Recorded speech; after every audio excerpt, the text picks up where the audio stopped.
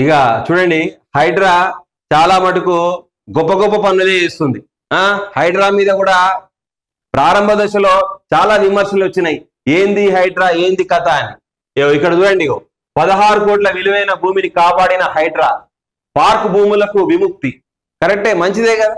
Government సంబంధించినటువంటి పార్కులకు కూడా విముక్తి చేయడం జరిగింది. అంగబలం అర్ధబలంతో ప్రభుత్వ భూములు కాజేయాలి, పెద్ద పెద్ద అపార్ట్మెంట్లు కట్టాలి, కోట్లు కోట్లు సంపాదించుకోవాలి. అట్లా తయారైంది వ్యవస్థ.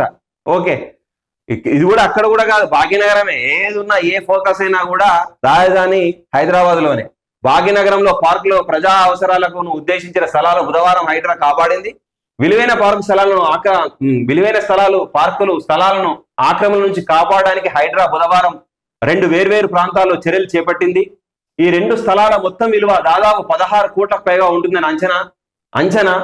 మేడ్చల్ మల్కాజిగిరి జిల్లా బాలానగర్ మండలం మూసాపేట సర్కిల్ పరిధిలోని Sharath Nagar cooperative society layout లో ఉన్న 1600 గజాల పార్క్ స్థలం ఆక్రమణకు గురైనట్లు మోదీనగర్ కోఆపరేటివ్ హౌసింగ్ సొసైటీ ఫిర్యాదు చేసింది. 1967లో వేసిన ఈ లేఅవుట్ లో 1200 గజాల స్థలాన్ని పార్క్ కోసం కేటాయించారు. ఫిర్యాదు అందిన వెంటనే జిహెచ్ఎంసి, డిటిసిపి రెవెన్యూ అధికారులతో కలిసి హైడ్రా బృందం క్షేత్రస్థాయిలో పరిశీలించి ఆక్రమణను నిర్ధారించి వెంటనే ఆక్రమణను తొలగించి ఆ స్థలం చుట్టూ ఫెన్సింగ్ వేసి హెచ్చరిక బోర్డు కూడా పెట్టడం కూడా జరిగింది. 600 గజాల స్థలం స్వాధీనమట. అదేవిధంగా రంగారెడ్డి జిల్లా షేర్లింగంపల్లి మండలంలో మదీనాగూడ గ్రామంలో పార్కుతో పాటు ప్రజల అవసరాల కోసం కేటాయించిన మరో 600 గజాల స్థలాలు కూడా ఆక్రమణకు గురైంది.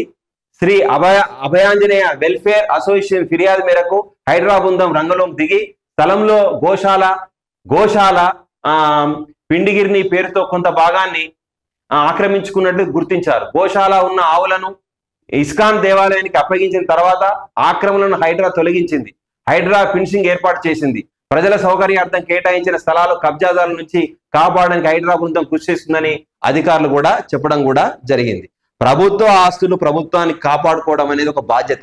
ఇక అవన్నీ కూడా దురాక్రమకు గురైతే మరి మనకు కనీసం ఎప్పుడైనా సేదీర్దామన్నా మహానగరానికి వచ్చినటువంటి సామాన్యులకు కూర్చుందామనే స్థలం కూడా ఉండకుండా చేస్తే అది కరెక్ట్ కాదు.